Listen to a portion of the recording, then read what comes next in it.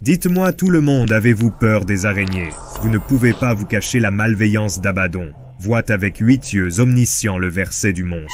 Continue de grandir, car nous avons un nouveau titan entrant dans la mêlée. Le diabolique menaçant Titanus Ab.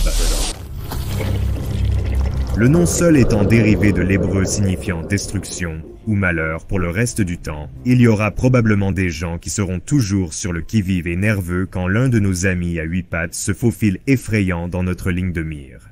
Mais lorsque vous agrandissez une araignée des millions de fois à la taille de Godzilla et Kong, perd-elle son effet rampante effrayante, ou est-ce amplifié?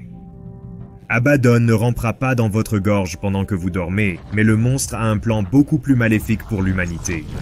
Pour utiliser toutes les arachnides de la Terre comme agents dormants, jusqu'au jour où la bête a décidé de tous les libérer. Cette vidéo passe en revue la biographie officielle de Titanus Abaddon et sa progéniture, les tisseuses. Et ensuite, nous allons examiner les forces, les faiblesses et le rôle d'Abaddon dans le Monsterverse, jusqu'à ce qu'à la fin, nous la placions dans la catégorie de titan qui lui convient le mieux. Résidents, likez cette vidéo pour plus de Titans dans le Monsterverse. C'est Jacob, et allons-y. Abaddon ressemble très clairement à une araignée, quelque chose comme une veuve noire, mais avec une grande différence. L'adaptation en forme de crâne humain, que la bête a probablement évolué au fil des millénaires de tourments des humains évoluant, c'est une sorte de message, le même que nous voyons, les papillons et autres insectes, utilisés dans le monde réel. Je vais aller de l'avant et lire la bio officielle du monstre vers Abaddon. Maintenant, lors d'une expédition archéologique de Monarque dans les cavernes, sous le désert de Nazca dans le sud du Pérou, une ancienne inscription Inca a été trouvée. Les mots avertissaient de la créature arachnide immortalisée dans les lignes de Nazca, gravées à la surface ci-dessus. Un ancien pictogramme qui avait mystifié les historiens pendant des siècles. Abaddon peut se cacher sous la surface, immobile pendant des années, ou même des siècles, restant complètement indétecté. L'analyse en profondeur de la terre des Vortices Ville a révélé une araignée titan morte, avec un squelette d'éléphant partiellement cocon sur une toile d'araignée gigantesque, agissant à la fois comme un piège à proie et un avertissement aux rivaux de ne pas aller plus loin. Et aussi, pour que tout le monde le sache, elle est officiellement classée comme un titan destructeur. Mais quel pourrait être son véritable but et rôle dans le Monsterverse? Selon nos informations actuelles, rien n'est sûr. Mais on pourrait soutenir que la seule mission de l'araignée est de tourmenter les créatures non titanes de la Terre, et de les consommer. Ceci est prouvé par le fait qu'Abaddon a évolué pour terrifier presque certainement les humains. Son armée d'araignées appelée les tisseuses.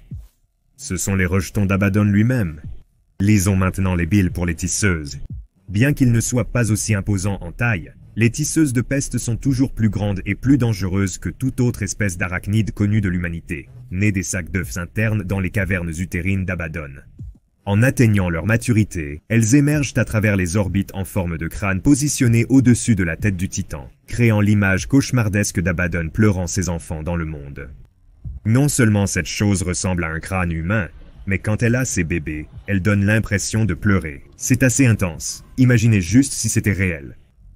Considérés comme les soldats les plus redoutables de l'armée d'Abaddon, les tisseurs de peste font preuve d'une réactivité rapide et sans faille à ses ordres. Monarch est actuellement en train d'étudier leur méthode de communication, dans l'espoir de développer une technologie qui pourrait fonctionnellement être indiscernable de la télépathie. Avec cette armée et la capacité de contrôler tous les araignées de la Terre dans un certain sens, la domination mondiale pourrait être l'objectif de ce titan s'il n'était pas tenu en ligne. Cependant, pour dominer le monde, le pouvoir est nécessaire. Dans le jeu, Abaddon est montré attaquant agressivement ses victimes avec ses jambes pointues dévastatrices et ses mâchoires puissantes. Vous ne voudriez pas être mordu par ses crocs. Parfois, nous voyons qu'Abaddon est capable de percer des bâtiments entiers avec ses bras et de mordre à travers les toits avec ses mâchoires. En plus de la puissance physique, elle a également la capacité de projeter des toiles de manière qui rendrait Spider-Man fier. Et dans Monstres déclassifiés, il a été sous-entendu qu'elle pouvait prendre le contrôle des cadavres d'humains et d'autres formes de vie, créant une sorte de zombie.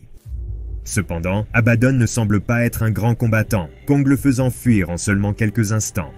Face à n'importe quel adversaire suffisamment grand pour représenter un défi, il semble qu'Abaddon soit assez intelligent pour partir avant que les choses ne deviennent mortelles. Et nous devons prendre en compte que s'occuper de tous ses descendants doit être une sacrée distraction. Nous avons vu comment cela a affecté les mutos. Alors, où se situe Abaddon dans la hiérarchie des titans? Abaddon se classe très haut sur l'échelle de la peur. Au premier coup d'œil, beaucoup d'humains la choisiraient probablement comme le titan le plus dérangeant qu'ils voudraient éviter à tout prix. La capacité à reproduire sa propre armée de tisseurs est un concept terrifiant pour nous, petites créatures du monde de surface. Et finalement, aucun de nous ne veut être lentement vidé de nos fluides corporels pendant que nous sommes suspendus dans un piège de toile. La réanimation des cadavres restera toujours un carburant pour les cauchemars. Cependant, en ce qui concerne les autres titans, Abaddon, d'après ce que nous avons appris, est incapable de réanimer leurs cadavres et ne peut vraiment pas leur faire beaucoup de mal. Kong a chassé Abaddon en quelques secondes, ce qui laisse imaginer ce que Godzilla ferait avec la bête. Au fait, où est Godzilla ici? Dites-moi si vous voulez une vidéo expliquant l'absence de Godzilla durant Kong, Skull Island. Je ne pense donc pas qu'Abaddon soit dans les niveaux supérieurs de Titan. Au lieu de cela, je place le monstre dans un rang similaire au Dragonion et Shinomura, présentant un danger massif pour les humains et les autres formes de vie à la surface, mais pas beaucoup plus qu'une nuisance pour les autres titans du Monsterverse.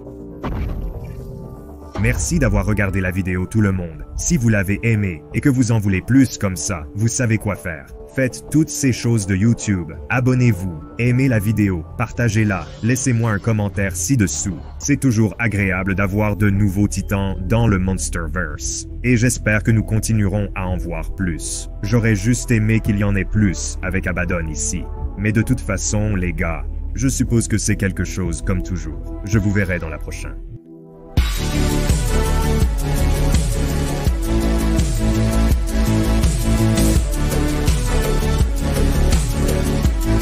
Merci.